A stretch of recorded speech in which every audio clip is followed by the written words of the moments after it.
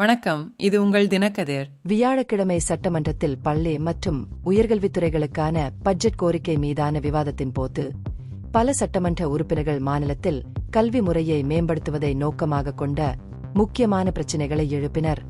முக்கிய பரிந்துரைகளில் முதலமைச்சரின் காலை உணவு திட்டத்தின் நீட்டிப்பு, மாணவர்கள் சமூக ஊடகங்களை பயன்படுத்துவதற்கான கட்டுப்பாடுகள் மற்றும் இலவச பேருந்து பாஸ்களை சரியான நேரத்தில் வழங்குதல் ஆகியவை அடங்கும்.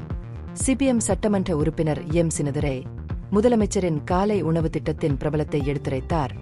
மேலும் அரசு மற்றும் உதவி பெறும் பள்ளிகளில் 8ஆம் வகுப்பு வரையிலான மாணவர்களுக்கு அதன் அணுகலை விரிவுபடுத்துமாறு அரசாங்கத்தை வலியுறுத்தினார்.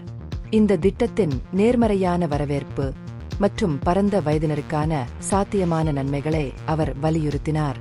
கல்வியாண்டின் முதல் நாளிலேயே மாணவர்களுக்கு இலவச பேருந்து பாஸ் வழங்குவதன் முக்கியத்துவத்தையும் சின்னதுரை வலியுறுத்தினார்.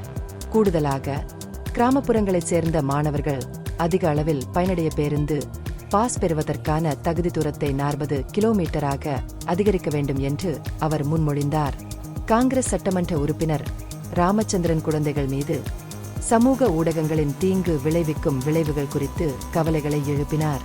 கடுமையான வயது கட்டுப்பாடுகளை விதித்துள்ள ஆஸ்திரேலியா போன்ற நாடுகள் எடுத்த நடவடிக்கைகளை பற்றி குறிப்பிட்ட அவர் 16 வயதுக்குட்பட்ட குழந்தைகளுக்கு இன்ஸ்டாகிராம் மற்றும் ஸ்னாப்சாட் போன்ற தளங்களை தடை செய்வது குறித்து மாநில அரசு பரிசீலிக்க வேண்டும் என்று வலியுறுத்தினார். உயர்கல்வி நிறுவனங்களில் சேரும் மாணவர்களின் எண்ணிக்கை குறைந்து வருவது குறித்து அதிமுக எம்எல்ஏவும் முன்னாள் உயர்கல்வி அமைச்சருமான கே.பி. அன்பழகன் கவலை தெரிவித்தார்.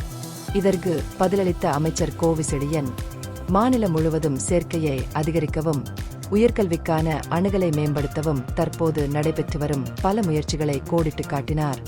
இந்த பகுப்பாய்வு நுண்ணறிவுள்ளதாக கண்டால் முக்கியமான அரசியல் முன்னேற்றங்கள் குறித்த கூடுதல் புதுப்பிப்புகளுக்கு லைக் செய்யவும், ஷேர் செய்யவும், சப்ஸ்கிரைப் செய்யவும். இது உங்கள் தினக்கதிர். நன்றி.